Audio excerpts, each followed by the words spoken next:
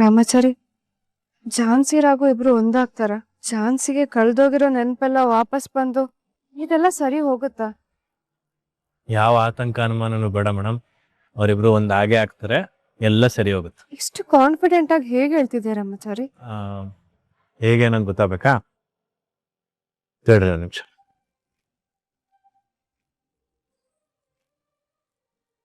ಏನ್ ಮಾಡ್ತಿದ್ಯಾ ರಾಮಾಚಾರಿ? ನಿಮ್ ಪ್ರಶ್ನೆಗೆ ಉತ್ತರ ಬೇಕಲ್ವಾ? ತಡ್ರಿ ಒಂದು ನಿಮಿಷ. ತಿರುಗಿ ಕಡೆ ಹಂಗಿತ್ತು. ಅಲ್ಲ, ಇದರಿಂದ ಏನ್ ಪ್ರೂವ್ ಮಾಡಕ್ ಹೊರಟಿದ್ಯಾ? ಗೊತ್ತಾಗತ್ತೆ ತಡ್ರಿ. ಈಗ ಸರಿ, 1 2 3. ಇವಾಗ ನಿಮ್ ಕಣ್ಣಿಗೆ ನಾನು ಕಾಣ್ತಾ ಇದ್ದೀನ ಇದೇನ್ ಪ್ರಶ್ನೆ ರಾಮಾಚಾರಿ? ಕಣ್ಣಿಗೆ ಬಟ್ಟೆ ಕಟ್ಟಿದ್ಮೇಲೆ ಹೇಗ್ ಕಾಣಿಸೋಕ್ ಸಾಧ್ಯ ಅಲ್ವಾ? ಸರಿ, ಈಗ ನಿಮ್ ಕೆಲ್ಸ ಏನ್ ಗೊತ್ತಾ? ನನ್ನ ಹುಡುಕದು. ರಾಮಾಚಾರಿ, ರಾಮಾಚಾರಿ, ಏನ್ ರಾಮಾಚಾರಿ ಇದು? ಎಲ್ಲಿದ್ಯಾ?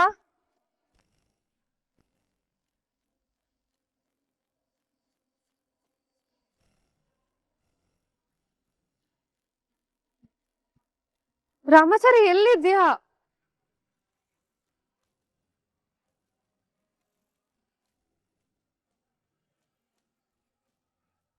ರಾಮಾಚಾರಿ, ಶೋ, ನಾನ್ ಕೇಳಿದ ಪ್ರಶ್ನೆಗೂ ಇದಕ್ಕೂ ಏನ್ ಸಂಬಂಧ ಅರ್ಥನೇ ಆಗ್ತಿಲ್ಲ. ಎಲ್ಲಿದ್ಯಾ ರಾಮಾಚಾರಿ ನೀನು?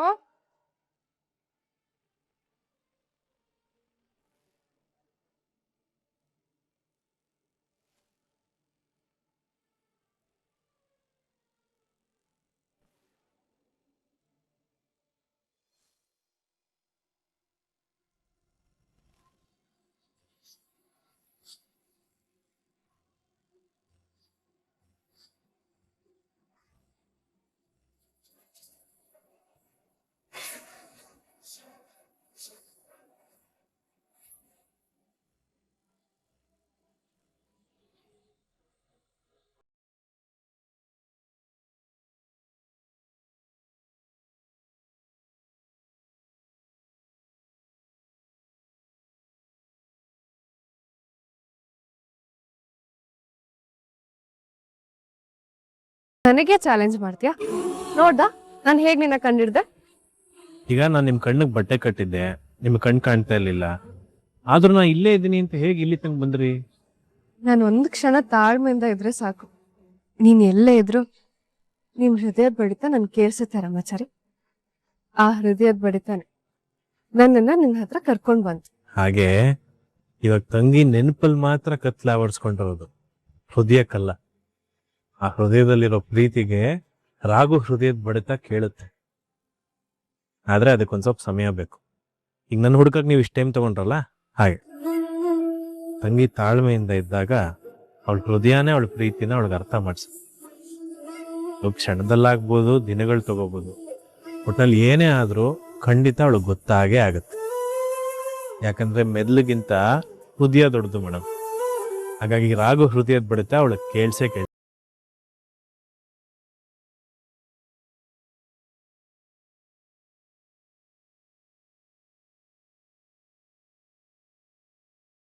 ಹಾಗೂ ನಿನ್ನ ಮುಖದಲ್ಲಿ ಸಂತೋಷ ಸಂಭ್ರಮ ತುಂಬಿ ತುಳುಕಾಡ್ತಾ ಇದೆ, ಏನಪ್ಪ ಸಮಾಚಾರ? ರಾಘು, ಜಾನ್ಸಿ ಫೋನ್ ಮಾಡಿದ್ಲಾ? ಅವಳಿಗೆ ನಿನ್ ನೆನ್ಪು ಬಂತಂತ? ಅವಳ ಮನೆಗೆ ಬರಕ್ ಒಪ್ಕೊಂಡೇನ? ಅಣ್ಣ ಸಂಗೀತ, ಒಂದ್ ನಿಮಿಷ. ಎಲ್ರು ಯಾಕೆ ಇಷ್ಟೊಂದು ಎಕ್ಸೈಟ್ ಆಗಿದ್ದೀರಾ? ನಾನೇ ಹೇಳ್ತೀನಿ. ಬೇಗ ಹೇಳೋಣ, ನಮ್ಮೆಲ್ರಿಗೂ ಕ್ಯೂರಿಯಾಸಿಟಿ ತಡೆಯಕ್ ಆಗ್ತಾ ಇಲ್ಲ. ಝಾನ್ಸಿ ಮೇಡಮ್ ಅವ್ರ ತಾತ ನನಗ್ ಫೋನ್ ಮಾಡಿದ್ರು, ನನ್ನ ಮನೆಗ್ ಬರಕ್ ಹೇಳಿದ್ದಾರೆ. ಇವತ್ತು ಝಾನ್ಸಿ ಮೇಡಮ್ಗೆ ಎಲ್ಲಾ ಸತ್ಯನೂ ಹೇಳಿ ಅವರು ನನ್ನವರು ಅಂತ ಅರ್ಥ ಮಾಡಿಸ್ತಾರಂತೆ.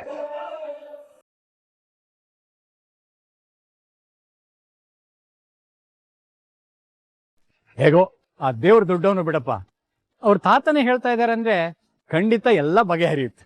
ಓಕೆ, ನಂಗ್ ತಾತ ಇವಾಗ ಬೇಗ ಬರೋದಕ್ಕೆ ಹೇಳಿದ್ದಾರೆ, ನಾನು ಹೊರಡ್ತೀನಿ. ಯಾಕೋ ಇಷ್ಟೊಂದು ಆತರ ಪಡ್ತಾ ಇದೀಯಾ? ಒಳ್ಳೆ ಕೆಲ್ಸಕ್ಕೆ ಹೋಗುವಾಗ ಯಾವಾಗ್ಲೂ ಆತರ ಪಡ್ಕೋಬಾರ್ದು, ನಿಧಾನವೇ ಪ್ರಧಾನ ಅನ್ನೋದು ನೆನಪಿರ್ಲಿ. ಅಜ್ಜಿ, ನನಗ್ ಆಗ್ತಿರೋ ಖುಷಿಗೆ ಅದೆಷ್ಟು ಬೇಗ ಅವರು ನೋಡ್ತೀನೋ ಅನ್ನಿಸ್ತಿದೆ. ನಮಗೂ ಅವಳನ್ನ ನೋಡೋ ಕುತೂಹಲ ಇದೆ ಕಣೋ. ಹಾ, ತಾಳಿ ತಗೊಂಡ್ಯಾ? ಹ್ಞೂ ಅಜ್ಜಿ, ಇವತ್ತೇ ಅವ್ರಿಗೆ ಅದನ್ನ ಕೊಡ್ತೀನಿ.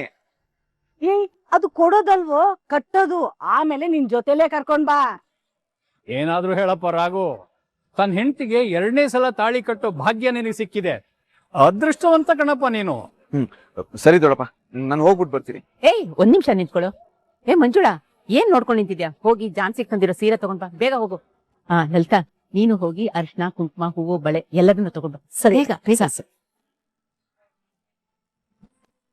ರಾಘು, ಇವಾಗ ಮನ್ಸಿಗೆ ಏನೋ ಒಂಥರ ನೆಮ್ಮದಿ ಕಣಪ್ಪ.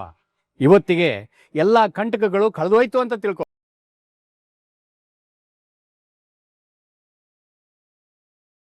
ರಾಘು, ಇದೇ ಸೀರೆ ಹುಟ್ಟಿರೋ ಜಾನ್ಸಿ ಕೊರಳಿಗೆ ನೀನು ತಾಳಿ ಕಟ್ಟಿ ಕರ್ಕೊಂಡು ಬರ್ಬೇಕು, ಅರ್ಥ ಆಯ್ತಾ? ಲಲಿತಾ, ಇದನ್ನೆಲ್ಲ ಒಂದ್ ಬ್ಯಾಗ್ ಹಾಕೊಡಮ್ಮ. ರಾಘು, ದೇವ್ರಿಗೆ ನಮಸ್ಕಾರ ಮಾಡಿ ಮುಂದೆ ಎಲ್ಲ ಒಳ್ಳೇದಾಗ್ಲಿ ಅಂತ ಬೇಡ್ಕೊಂಡು ಹೋಗಪ್ಪ. ಬಾ.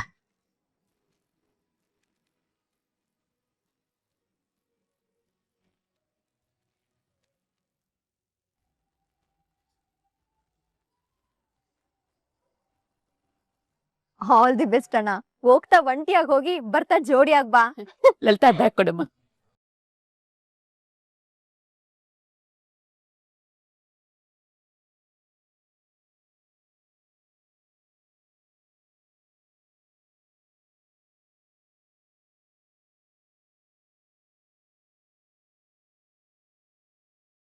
ಮಾಮ್, ಇವಾಗ ನಿಂಗೆ ಓಕೆನಾ? ಸಮಾಧಾನ ಆಯ್ತಾ? ಇಷ್ಟು ದಿನ ಏನೋ ಮಾಡ್ತೀನಿ ಅಂತ ಬಂದೆ. ಒಟ್ನಲ್ಲಿ ದೊಡ್ಡ ಮಾತಾಡಿ ಬಿಲ್ಡಪ್ ಕೊಟ್ರು ಸಣ್ಣ ಫಲನು ಸಿಕ್ಕಿಲ್ಲ ಅಂತ ಹೇಳ್ತಾ ಇದೀಯ ಪ್ರಣವ್. ಹೇಳೋದೇನ್ ಡ್ಯಾಡ್? ಅದೇ ತಾನೇ ಆಗೋದು.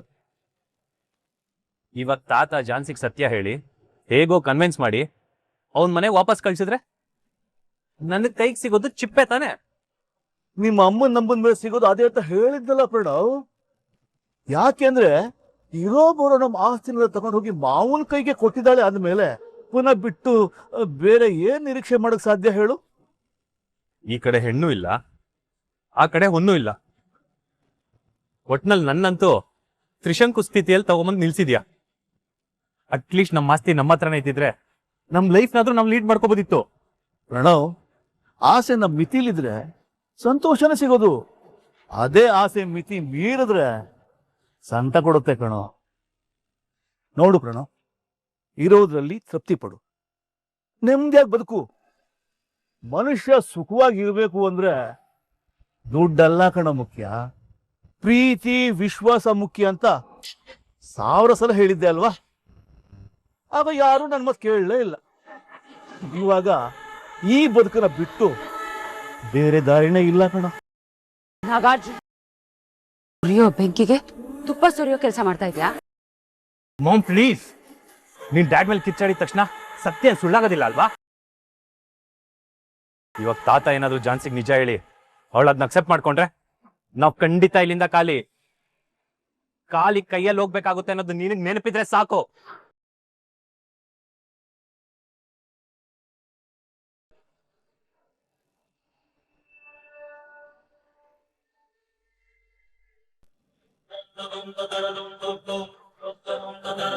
ಏನಪ್ಪಾ, ಖುಷಿಗೆ ಕಾಲು ಬ್ರೇಕ್ ಮೇಲೆ ನಿಲ್ತಾ ಇಲ್ಲ, ಕೈ ಬರೀ ಎಕ್ಸಲೇಟರ್ ಮೇಲೆನೆ ಇದೆ. ಅಷ್ಟು ಖುಷಿ ಆಗ್ತಿದೆ ತರುಣ. ಜಾನ್ಸಿ ಮೇಡಮ್ನ ಅದೆಷ್ಟು ಬೇಗ ನೋಡ್ತೀನೋ ಅನ್ನಿಸ್ತಾ ಇದೆ.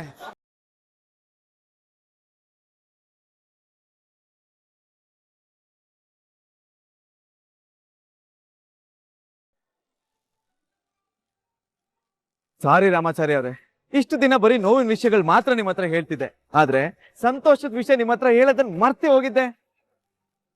ಪರವಾಗಿಲ್ಲ ರಾಘು, ನೋಡಿ ನಿಮ್ಗೆ ಕಷ್ಟ ಇರುವಾಗ ಜೊತೆಲಿ ಇರ್ತೀವಿ, ನಿಮ್ ಸಂತೋಷನ ದೂರದಿಂದಾನೇ ನೋಡಿ ನಾವು ಖುಷಿ ಪಡ್ತೀವಿ. ಅದ್ ಸರಿ, ಈಗ ಏನಾಯ್ತು? ಎಲ್ಲ ಒಳ್ಳೇದಾಯ್ತಾ? ಝಾನ್ಸಿ ಮೇಡಮ್ಗೆ ತಾತ ಎಲ್ಲ ಸತ್ಯಗಳನ್ನ ಹೇಳಿ ಕ್ಲಿಯರ್ ಮಾಡ್ತೀನಿ, ಮನೆಗೆ ಬಾ ಅಂತ ಹೇಳಿದ್ದಾರೆ, ಅದಕ್ಕೆ ಹೋಗ್ತಾ ಇದ್ದೀನಿ. ಕಂಗ್ರ್ಯಾಚುಲೇಷನ್ಸ್ ರಾಘು, ಎಲ್ಲ ಒಳ್ಳೇದಾಗ್ಲಿ.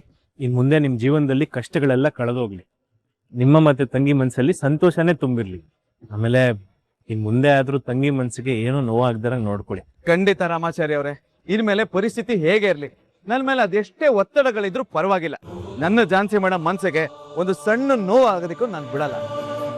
ಅವರನ್ನ ಕಳ್ಕೊಂಡೇ ಬಿಟ್ಟೆ ಅನ್ಕೊಂಡವನಿಗೆ ಆ ದೇವರು ಕಿತ್ಕೊಂಡಿದ್ದನ್ನ ಮತ್ತೆ ವಾಪಸ್ ಕೊಟ್ಟಿದ್ದಾನೆ ಅಂದ್ಮೇಲೆ ನನ್ನ ಕಣ್ರೆಪ್ಪೆ ತರ ನನ್ನ ಝಾನ್ಸಿ ಮೇಡಮ್ನ ನಾನು ನೋಡ್ಕೋತೀನಿ. ನಿಜವಾದ ಪ್ರೀತಿ ಇಂಥ ಪರೀಕ್ಷೆಗಳನ್ನ ಎದುರಿಸಲೇಬೇಕು ರಾಘು ಅವ್ರೆ. ಅವಾಗ್ಲೇ ಪ್ರೀತಿ ಎಷ್ಟು ಸ್ಟ್ರಾಂಗ್ ಅಂತ ಗೊತ್ತಾಗುತ್ತೆ. ಇನ್ ಮುಂದೆ ಅವ್ರ ಆಸೆ ನನ್ನ ಕನ್ಸಿನ ಪ್ರಕಾರನೇ ನಾನು ಬದುಕ್ತೀನಿ. ಅವ್ರ ಇಷ್ಟದ ಪ್ರಕಾರ 100 ವರ್ಷ ಮಕ್ಕಳು ಸಂಸಾರ ಅಂತಾನೆ ಬಾಳ್ತೀವಿ. ಆಮೇಲೆ ಎಲ್ಲ ಸರಿ ಹೋದ್ಮೇಲೆ ಝಾನ್ಸಿನ ಕರ್ಕೊಂಡು ಮೊದಲು ನಮ್ಮ ಮನೆಗೆ ಬರಬೇಕು. ಖಂಡಿತ. ಮನ್ಸಾರೆ ನಮ್ಮ ಸಂತೋಷನ ಬಯಸೋರು ನಿಮ್ಮ ಮನೆಗೆ ನಾವು ಬರ್ದೇ ಇರೋದಕ್ಕಾಗತ್ತಾ? ಸರಿ ರಾಘು ಅವ್ರೆ, ಒಳ್ಳೆ ಕೆಲ್ಸಕ್ಕೆ ಹೋಗ್ತಿದ್ದೀರಾ. All the best. Next phone ಮಾಡ್ಬೇಕಾದ್ರೆ ಝಾನ್ಸಿ ನಿಮ್ ಪಕ್ಕದಲ್ಲೇ ಇರ್ಬೇಕು. Okay bye. ಏನಪ್ಪ ಮಳ್ಳ, ಇವಾಗ ಜಸ್ಟ್ ಬರೀ ಹೋಗಿ ಕರ್ಕೊಂಡ್ ಬರಕ್ ಹೋಗೋನು, ಮಕ್ಳು ಮರಿ ಸಂಸಾರ ಅಂತೆಲ್ಲ ಮಾತಾಡ್ತಿದ್ಯಾ?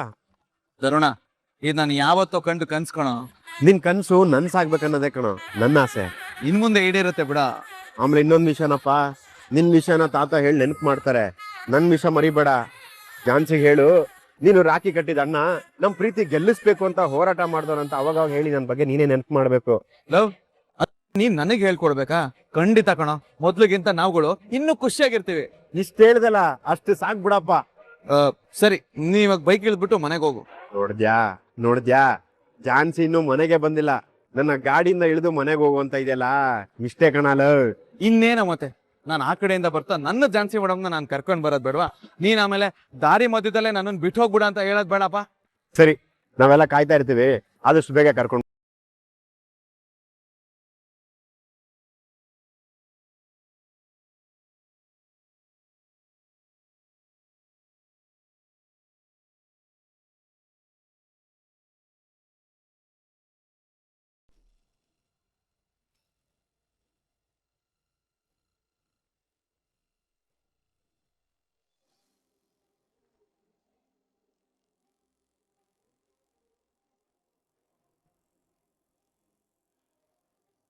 ಮಗಳೇ, ಅಮ್ಮನ ಫೋಟೋ ನೋಡ್ತಾ ಇದೀಯಾ? ಅಮ್ಮನ ಜೊತೆ ಮಾತಾಡ್ತಾ ಇದೀಯಾ? ತಾತ, ಯಾವ್ದೇ ತಾಯಿ ಆದ್ರೂ ತನ್ ಮಗಳು ನೋವಲ್ಲಿದ್ರೆ ಅದನ್ನ ಸಹಿಸೋದಿಲ್ಲ ಅಲ್ವಾ? ಅವಳ ಕರುಳು ಬಳ್ಳಿ ಅಲ್ವೇನಮ್ಮ ನೀನು? ಮಕ್ಕಳಿಗೆ ನೋವಾದ್ರೆ ಆ ಮಕ್ಕಳಿಗಿಂತ ತಾಯಿಗೆ ಆ ನೋವು ಜಾಸ್ತಿ ಆಗುತ್ತ. ಅದಕ್ಕೆ ನಮ್ಮ ಪೂರ್ವಜರು ಹೇಳ್ತಾ ಇದ್ದಿದ್ದು, ತಾಯಿಗಿಂತ ಮಿಗಿಲಾದ ಪ್ರೀತಿ ಇಲ್ಲ, ತಾಯಿಗಿಂತ ದೊಡ್ಡ ದೇವರಿಲ್ಲ ಅಂತ. ನಿಜ ತಾತ. ಇವತ್ತಮ್ಮ ಇದ್ದಿದ್ರೆ ಅವ್ರು ಅಷ್ಟೇ ನೊಂದ್ಕೋತಿದ್ರು ಅಲ್ವಾ ತಾತ? ಅದನ್ನೇನ್ ಕೇಳ್ತೀಯ ಪುಟ್ಟು, ಅವಳು ಎಷ್ಟು ಒದ್ದಾಡ್ತಾ ಇದ್ಲು ಏನು. ಅಮ್ಮ ಇದ್ದಿದ್ರೆ ನನ್ನ ತೊಡೆ ಮೇಲೆ ಮಲಗಿಸ್ಕೊಂಡು ಲಾಲಿ ಹಾಡ್ತಾ ಊಟ ಮಾಡಿಸ್ತಿದ್ರು, ನನ್ಗೋಸ್ಕರ ದೇವ್ರ ಸೇವೆ ಮಾಡ್ತಿದ್ರು, ಒಟ್ನಲ್ಲಿ ನನ್ಗೋಸ್ಕರ ಏನ್ ಬೇಕಾದ್ರೂ ಮಾಡ್ತಿದ್ರು ಅಲ್ವಾ ತಾತ? ನಿಜ ಪುಟ್ಟಿ. ಹಾಗಂತ ನೀನು ಆ ಪ್ರೀತಿಯಿಂದ ವಂಚಿತಳು ಆಗೇ ಇಲ್ಲ. ನಿನಗೆ ನೋವಾದಾಗ ತನಗೇ ನೋವಾಗಿದೆ ಅಂತ ಸಂಕಟ ಪಡೋರು ಒಬ್ರಿದ್ರು. ನಿನ್ ಮಾತ್ ಕೇಳಿ ನಂಗೆ ಆಶ್ಚರ್ಯ ಆಗ್ತಿದೆ ತಾತ. ಅಂತವ್ರು ಯಾರಿದ್ದಾರೆ? ಅವ್ರು ಯಾರು? ಅವರ ಪ್ರೀತಿ ಎಷ್ಟು ನಿರ್ಮಲವಾದದ್ದು, ಅವರು ನಿನ್ನ ಜೀವನದಲ್ಲಿ ಎಷ್ಟು ಮುಖ್ಯವಾದವರು, ಅದೆಲ್ಲ ಇವತ್ತು ನಿನಗೆ ಗೊತ್ತಾಗತ್ತೆ ಪುಟ್ಟಿ. ಇಲ್ಲ ತಾತ, ನನಗ ಅಮ್ಮನ್ ತರ ನಿಷ್ಕಲ್ಮಶ ಪ್ರೀತಿ ನಿನ್ನ ಬಿಟ್ಟು ಬೇರೆ ಯಾರು ಕೊಡೋದಕ್ ಸಾಧ್ಯನೇ ಇಲ್ಲ. ಉಳ್ದೋರೆಲ್ಲ ತಮ್ಮ ಸ್ವಾರ್ಥ ಅಥವಾ ಅನುಕೂಲಕ್ಕೆ ತಕ್ಕಂಗ್ ಪ್ರೀತಿ ಅಷ್ಟೇ, ಅದ್ರಲ್ಲಿ ಬರೀ ಲಾಭನೇ ನೋಡ್ತಾರೆ. ಅದೇನೋ ಸಮಯ ಸಾಧಕ ಪ್ರೀತಿ ಅಂತಾರಲ್ಲ ಹಾಗೆ. ಮಾತೆಲ್ಲ ನಿಜ ಇರ್ಬೋದಮ್ಮ, ಆದ್ರೆ ಅದಕ್ಕೆಲ್ಲ ತದ್ವಿರುದ್ಧವಾದ ಒಬ್ಬ ವ್ಯಕ್ತಿ ಇದ್ದಾರೆ. ಅದ್ಯಾರು ಅಂತ ನಿಂಗೆ ಸಂಜೆ ಗೊತ್ತಾಗುತ್ತೆ. ನಿಜವಾಗ್ಲೂ ನೀವ್ ಹೇಳ್ತಿರೋ ಒಂದ್ ವ್ಯಕ್ತಿ ನನ್ನ ಲೈಫಲ್ಲಿ ಇದ್ರು ಅನ್ನೋದು ನಾನು ನಂಬೋದಕ್ಕೆ ಆಗ್ತಿಲ್ಲ ತಾತ. ನೋಡ್ಬಿಟ್ಟಿ, ನಿನ್ನ ತಾಯಿಯ ಪ್ರೀತಿಯನ್ನು ಕೊಡೋಕ್ಕಂತೂ ನನ್ನ ಕೈಲಿ ಆಗಲ್ಲಮ್ಮ. ಆದ್ರೆ ತಾಯಿ ಪ್ರೀತಿಯಷ್ಟೇ ಪರಿಶುದ್ಧವಾದ ಪ್ರೀತಿಯನ್ನು ನಾನು ಕೊಡೋದಕ್ಕೆ ಪ್ರಯತ್ನ ಪಡ್ತೀನಮ್ಮ. ಅವ್ರು ಎಲ್ಲಿದಾರ ತಾತ? ಯಾರವ್ರು? ನಿನ್ನ ಎಲ್ಲಾ ಪ್ರಶ್ನೆಗೆ ಇವತ್ತು ಸಂಜೆ ಉತ್ತರ ಸಿಗುತ್ತೆ.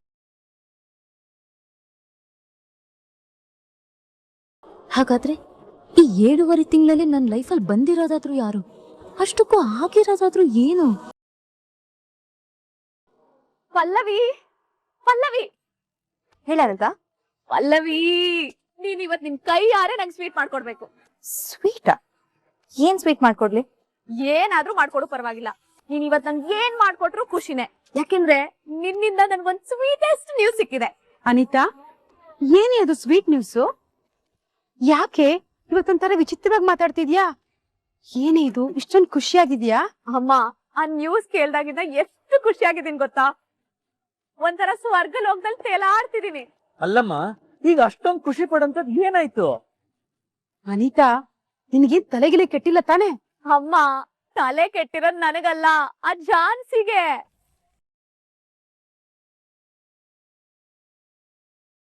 ಏನ್ ಹೇಳ್ತಿದ್ಯಾ ನೀ? ಸ್ವಲ್ಪ ನಮಗೂ ಅರ್ಥ ಆಗೋ ತರ ಹೇಳು.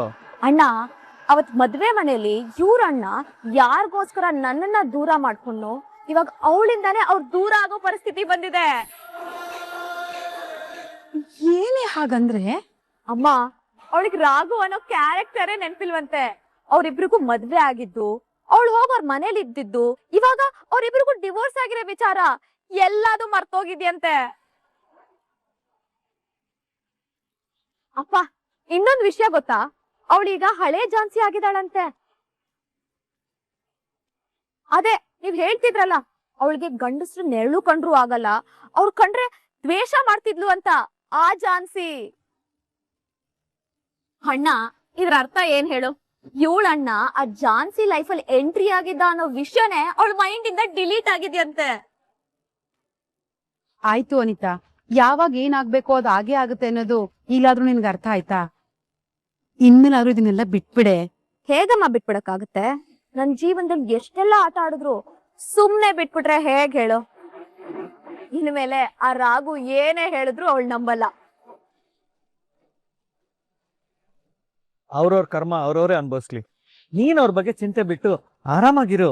ಅಪ್ಪ, ಆ ಕರ್ಮ ಬಿಟ್ರು ಈ ಅನಿತಾ ಬಿಡಲ್ಲ. ಹಾಗೆ ಬಿಟ್ಟು ಸುಮ್ನಿರೋದಕ್ಕ ಇಷ್ಟೆಲ್ಲ ಮಾಡಿದ್ದು. ನನಗ್ ನೋವು ಕೊಟ್ಟೋರು ನೋವು ಅನ್ಭವಿಸೋದ್ನ ನಾನ್ ನೋಡ್ಬೇಕು. ನೋಡ್ತಾ ಇದ್ದೀನಿ. ನನ್ನನ್ನ ದೂರ ಮಾಡಿ ಅವಳ ಜೊತೆ ಒಂದಾಗಕ್ ಹೋಗಿದ್ಕೆ ಆ ದೇವ್ರೆ ಇಬ್ರುನು ದೂರ ಮಾಡ್ಬಿಟ್ಟ. ಅಮ್ಮ, ಹೆಣ್ಣಿನ ಕಣ್ಣೀರಿನ ಶಾಪ ತಟ್ಟುತ್ತೆ ಅಂತ ಹೇಳ್ತಾ ಇದ್ದೆ ಅಲ್ವಾ? ಅದು ನಿಜ. ಯಾಕೆಂದ್ರೆ ಇದು ನನ್ನ ಶಾಪದ ಫಲ.